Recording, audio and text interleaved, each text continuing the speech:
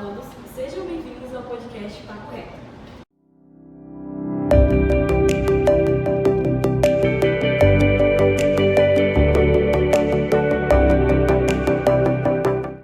E hoje nós trouxemos uma temática um pouco diferente.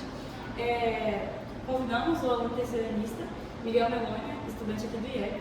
E aí, pessoal, estou muito feliz em estar aqui hoje como linha de frente, né? Como aluno no terceirão do Enem. E trazendo de novo o que a gente tinha falado, que era o tema Enem, né? Só que dessa vez viemos puxar o assunto matemática e a prova de exatas. E para isso, nada melhor que chamar o nosso professor de matemática e física, Vitor Aurélio. Olá. E o professor de matemática do Colégio Homero Pires, Rocha. Oi, gente, é uma satisfação minha estar aqui com vocês. Vai ser um prazer contribuir um pouquinho com essa temática do Enem. Eu gostaria de iniciar esse bate-papo, né?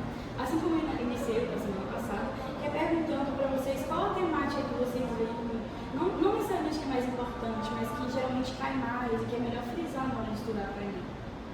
Bom, eu vou puxar um pouquinho a sardinha para o nosso lado, né? Inclusive vai ter um aulão hoje comigo aqui no IEP sobre análise combinatória. Então, a análise combinatória é um carro-chefe gráfico, a parte de geometria plana, geometria espacial, né? Matemática alimentar, problemas de matemática alimentar. Então, basicamente, é essa vertente que cai mais. Não quer dizer que não vá cair outros conteúdos, mas, de modo geral, é o carro-chefe que todo mundo estuda com ele. Eu passo as palavras do colega, né, as minhas. Eu, como já discuti, né, essa semana aí, a matemática básica ela é muito importante, até pela questão de grau de dificuldade das questões, né, são questões que não podem, o candidato não pode errar.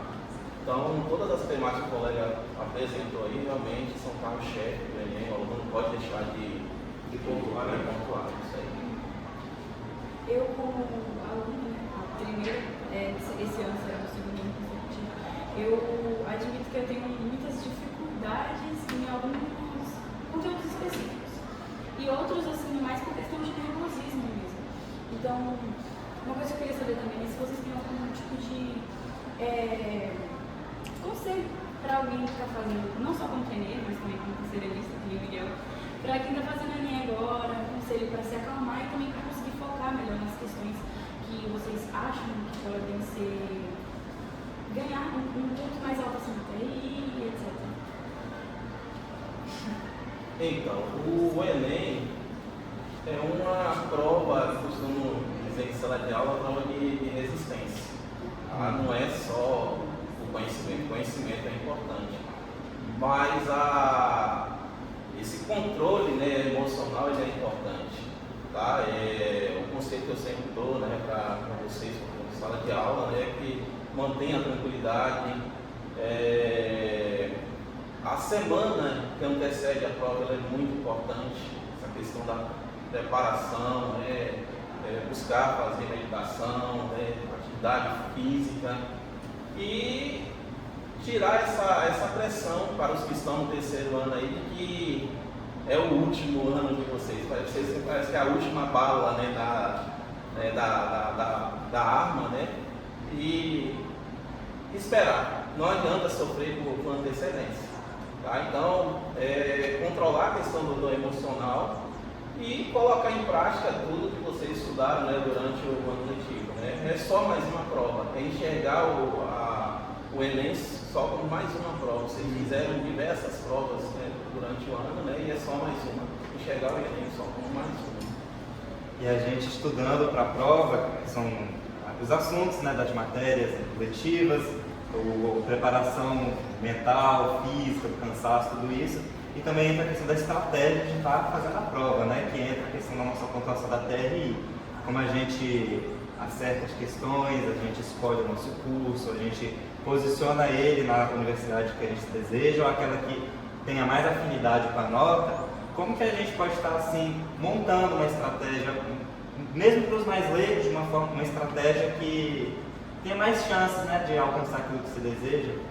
Bom, né, com relação à estratégia, é importante inicialmente o controle mental, físico e emocional. Ele frisou agora há pouco a questão questão da rotina e do compromisso. O TRI é feito justamente para quem se preparou. É uma forma justa de avaliar quem se preparou a longo prazo. Então, o fator tempo é um fator crucial. Então, se a gente fazer as contas, temos 90 questões para serem feitas em 5 horas. Arredondando, 4 minutos por questão, menos, né? Dá 3,5. 3, vamos pôr 3, né? minutos. Tem um gabarito, tem um gabarito. 3 minutos por questão. Então, o controle do tempo é fundamental. Identificar as questões são fáceis, porque a prova tem 3 níveis de dificuldade. As questões fáceis, matemática básica, o primeiro é obrigado a fechar. Não digo errar uma ou duas, mas basicamente fazer pelo menos 95% das questões fáceis. Tem as questões médias, mesma coisa. As difíceis, se der para gabaritar, ótimo. Mas a ideia é não perder tempo. Porque às vezes você pode bater no peito, eu fiz a questão mais difícil no Enem, fiz as 5 mais difíceis, mas levei meia hora. E aí você perdeu tempo nas questões menores, porque ele vai avaliar o seu nível de proficiência, as habilidades necessárias. Ou seja, de modo geral, o que o TRI cobra? Se você é capaz de acertar uma questão difícil, significa que você tem a capacidade de acertar as questões fáceis. Em outras palavras, se você acerta uma questão difícil, mas erra as questões fáceis, o algoritmo do TRI vai imaginar o quê? Ele chutou a questão, ele não fez. Então a pontuação daquela questão ela é bem mais baixa. Então é importante esse controle do tempo. Você sabe riscar a questão, mas você está vendo que está perdendo tempo nela? Vai para outra. Volta no final.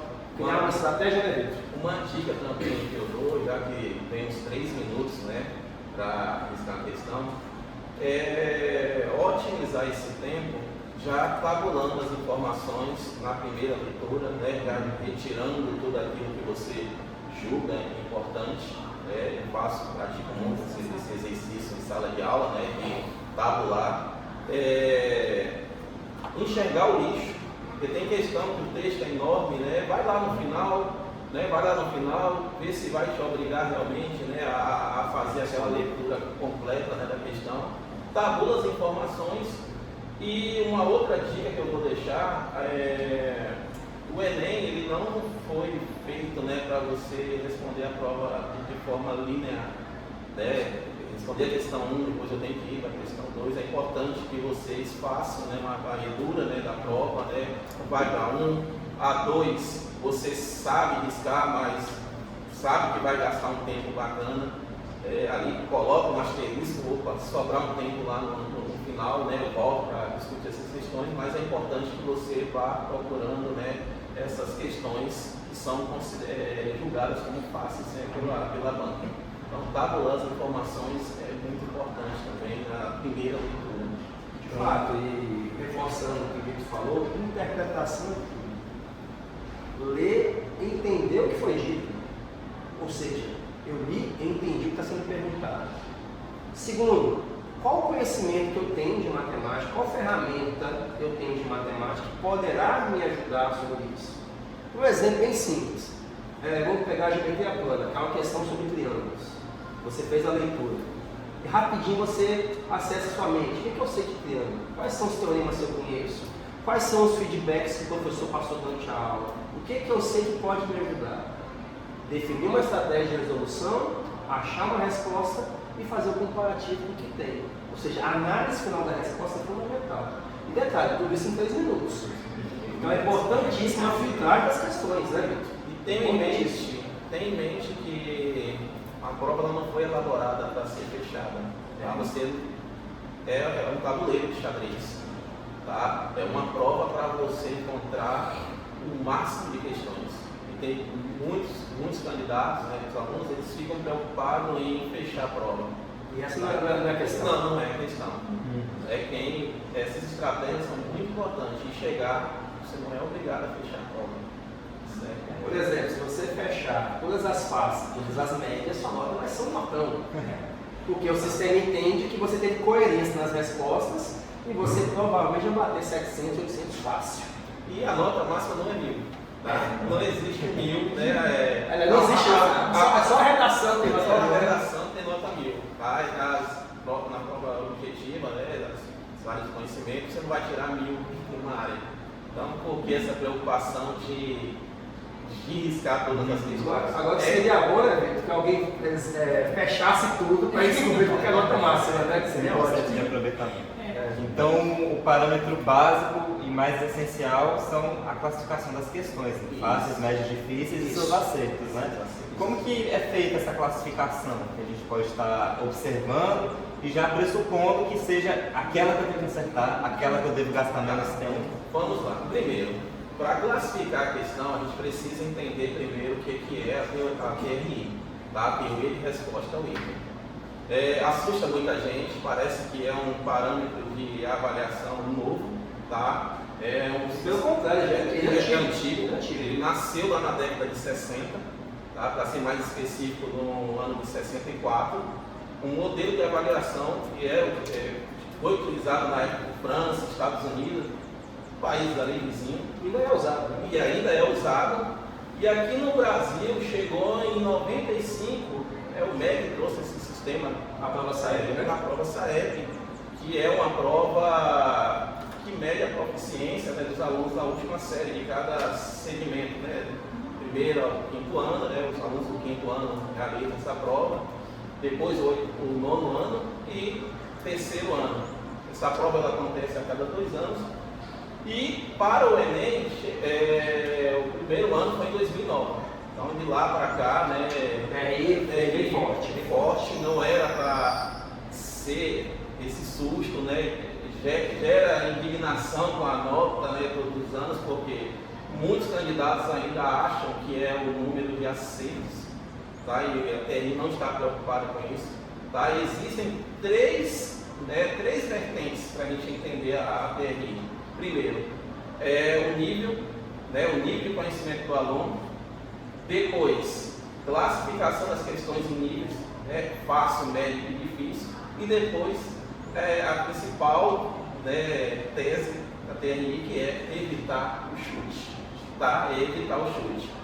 Então, como é que isso é feito? Existe, né, um banco de questões que é elaborado pelos diversos professores do Brasil, né, que são convidados, né, a maioria pesquisadores. Essas questões são elaboradas, manda para um grupo, né, de teste, né? Antes do teste, né, existe uma equipe pedagógica que vai julgar se essas questões estão, né, dentro das habilidades e competências, né, do aluno do ensino médio. E aí essa equipe dando um ok, é enviado, né, as que forem julgadas, né, que não servem são excluídas, e as que forem aprovadas, né, são enviadas para um grupo de alunos, né, mais ou menos, né, com o mesmo perfil de quem vai fazer o Enem. E como é que funciona, né, julgar a questão do nível das questões? As questões que têm uma grande taxa, né, de acerto, essas questões elas são julgadas como questões fáceis. Tá? Aquelas que têm, né, invertendo aí a regra aí, aquelas que têm um grande índice, né, de erro, essas questões são consideradas difíceis. E aquelas que ficam ali por volta, né, de 50%, um desvio para mais ou para menos, essas questões são classificadas como medianas. Depois, né, feita essa classificação, com base na proficiência, né, do ano base que eles escolhem lá, é traçado coeficientes. Tá? E aí, cada questão ela recebe um coeficiente. Um mito que se sustenta, né, durante as discussões aí, quando eu falo de TRI, alguns candidatos eles acabam até falando que as questões fáceis elas valem mais, né? Que na verdade é um mito, né? As questões fáceis elas valem menos, tá? As questões difíceis elas valem mais. Agora, o erro que o candidato ele não pode cometer é acertar uma questão difícil e errar uma questão fácil. Aí a TRI cai matando, né? Ela vai entender que houve chute. E outro fator importante também, não existe nota zero. Se o candidato errar todas as questões, ele vai tirar, né, aquela nota que é de uma menor proficiência, né, de 200 200 pontos, mais ou menos. Né? Não existe tirar zero, por mais que não existe.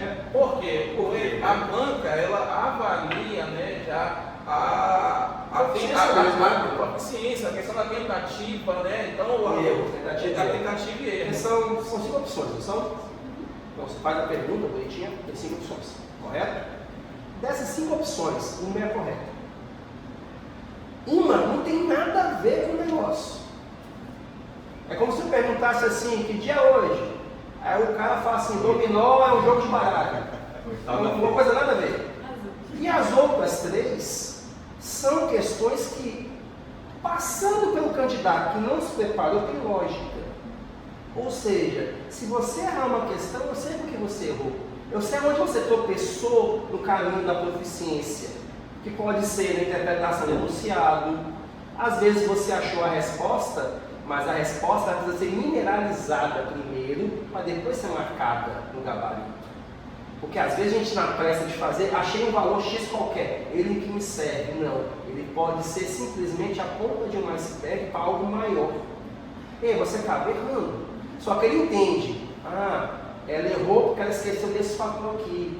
Ela errou porque ela esqueceu que não é isso que eu quero achar.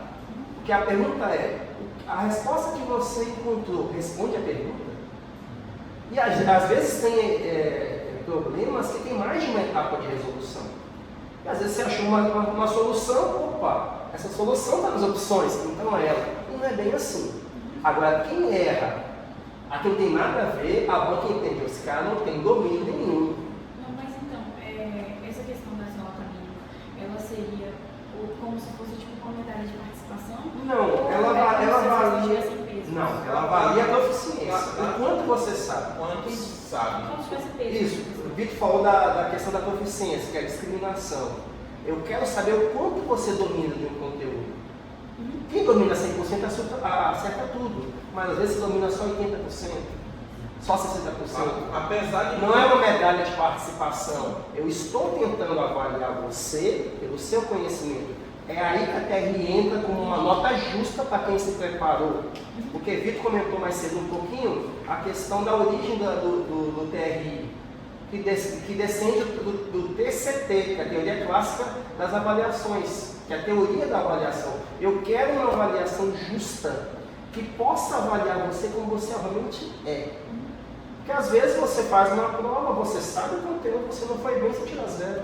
E não é justo. Ela avalia bem o seu padrão. Uma das vertentes, né, também de olhar a questão do nervosismo. Cada um está no tempo, um dia legal, se preparou, então dormiu mal, você dormiu mal. Então, todos esses fatores afetam a avaliação. São levados em consideração. Certo? Então, e outra coisa, não tem como você prever nota mínima. Prever nota mínima. É impossível. Nem a máxima. Todas as questões elas têm um grau de proficiência a ser avaliado. Tá? E computador que faz isso, tá, gente? Isso aí não é o algoritmo. Também foi um dos, eu acredito que tenha sido, né, um dos motivos, né, que imagine se todos os candidatos fossem avaliados pelo número de acertos. Imagina. Muita gente já tem a mesma nota. Estamos na casa do. E às vezes sem merecer. Estamos na casa dos bilhões aí, né? Esse ano acho que mais de 4 milhões, né? Mais de 4 milhões. E aí? Acaba sendo aquela mão na roda para a universidade aprovar. Poucas pessoas vão ter a mesma nota para o mesmo curso. E 10 milhões de critérios de empate. E é justamente por conta dessa questão de questões mais difíceis, a pessoa acertou muitas difíceis e quase nunca fácil. Então isso diminui a nota em relação a quem acertou a mesma quantidade de questões, porém as mais fáceis e algumas mais difíceis. Então não enxerguem a TRI como inimiga. Na verdade, a avaliação ela é justa. É saber trabalhar com a TRI. É saber trabalhar. Então, como eu falo com os alunos, né? Às vezes aí eu falo, vocês leram o edital. Toda prova que você vai fazer, existe um edital. Vocês leram o edital? Procuraram entender? Está lá.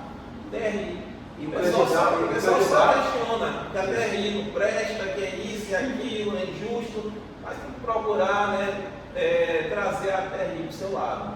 Tá? O candidato ele não é prejudicado, ao contrário, ele é avaliado de forma justa. Até mesmo pelo chute dele, ele não deixa de perder.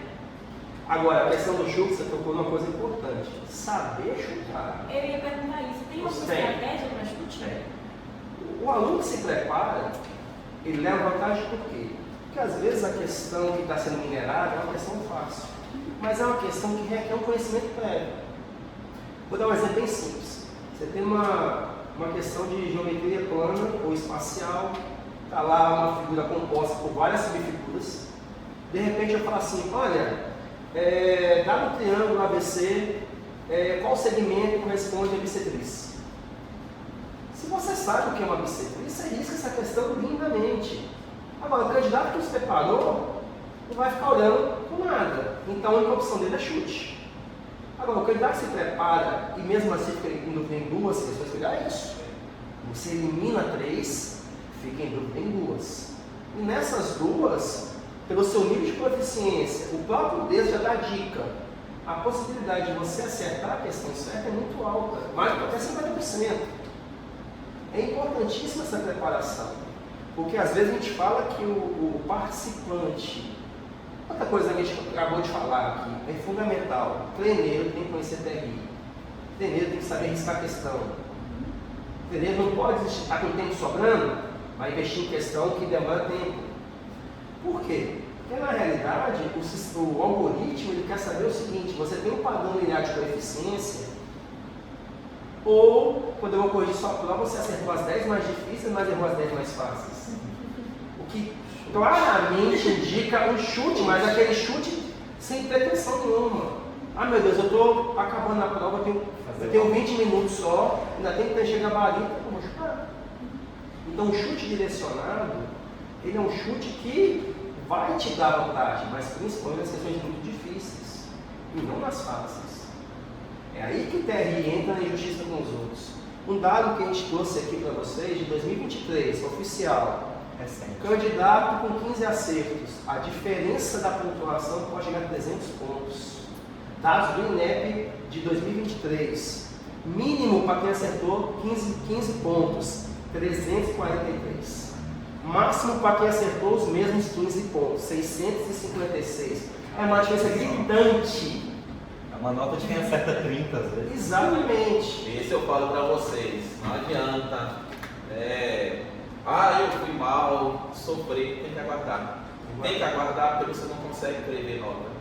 Tá? Esse algoritmo é uma loucura, ele é uma loucura. E quanto mais você para entender o algoritmo, né, mais trava, mais complexo fica. Então, fazer a prova e aguardar. Tem que aguardar. Tem que guardar. Até porque o algoritmo ele quer diferenciar o nível de domínio de cada um. Essa é a grande sacada do algoritmo. Saber exatamente seu nível de domínio. Então, sua nota é baseada no nível de domínio. E aí, às vezes, dá injustiça, porque eu fiz 15 pontos, você também fez 15 pontos, mas você tirou 50 a mais do que eu. E quando eu vou peneirar, você tem mais questões difíceis do que você, que parece, por um lado, injusto. Só que na realidade não é. E muitas vezes também as pessoas que fazem ali ficam procurando na internet buscando aqueles gabarits extraoficiais para ficar, eu preciso saber quantas questões eu acertei. E muitas vezes elas ficam, nossa, você tem muita questão, foi muito bem. E aí, quando tava na cara no final, acaba cria uma esperança que depois morre. E o contrário também, muita gente acha, nossa, você tem pouca questão, me lasquei. Foi bem, né? Me lasquei. Aí sai a nota e é uma nota super alta, que às vezes bate com de alguém que ela viu que acertou mais questões. Porque na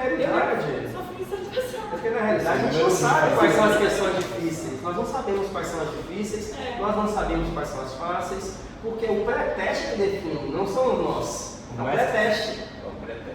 Então, daquele gigantesco banco de dados do INEP, ele tira as 45 questões. Então tem aquela influência da nota, do acerto dos concorrentes poder influenciar no nível da questão e poder me afetar também? Não, porque ela é baseada em proficiência, em nível de conhecimento. É um outro mito também. É outro mito. Temos que acabar com esse mito, né? Que achar que a nota dos concorrentes vai influenciar na minha nota. Não existe. A sua nota é sua. A sua nota é sua. Tá? Então, a sua nota ela é influenciada pelo pré-teste. Então ela já é pré-estipulada como fácil, médio e difícil. Ela não se torna essa questão, né? Até isso pode mudar, porque durante o próprio Enem, aí eles pegam as questões assim, de todas as questões, quem acertou mais, quem acertou menos, vai gerar um novo coeficiente. Tudo isso é analisado. Porque quando você pega o gabarito extraoficial e você fala assim, acertei 25 questões, a gente não sabe como é que foi o seu percurso na questão da proficiência. Vai ser vocês questões fáceis. Mas dentro disso, por exemplo, disso que o Miguel falou da volta dos outros candidatos, influenciar. Se por exemplo, uma questão que o sistema considerou como uma das mais fáceis, 70% das pessoas erraram, até aí vai mudar? Não, porque é igual a gente falou, o candidato que se prepara é uma questão fácil. Aí você se prepara. O candidato que às vezes está fazendo Enem, com pressão familiar, não se preparou, não estudou, está lá para ver o que acontece, para ele sim é uma questão difícil. Porque, de novo, vamos frisar isso, né, Vitor? Ele analisa domínio. Qual o seu domínio naquele conteúdo, naquela habilidade? Vocês já escutaram em competências e habilidades. O BNCC, né? BNCC. A educação hoje, ela gira em torno disso. Uma questão elaborada e naquela questão eu posso cobrar diversas habilidades específicas. 2, 3 habilidades. E ali nas alternativas, né, o aluno mostrou, ele domina uma habilidade, ou ele domina todas. Ele mapeia realmente o nosso padrão. Mapeia realmente o padrão. Isso aí as universidades ganham. Sabe? Vai o aluno que realmente estudou, se preparou. Sabe? Então é fantástica a ferramenta. Daí já nós vamos ter que utilizar, né, esse padrão de avaliação aqui nas escolas também.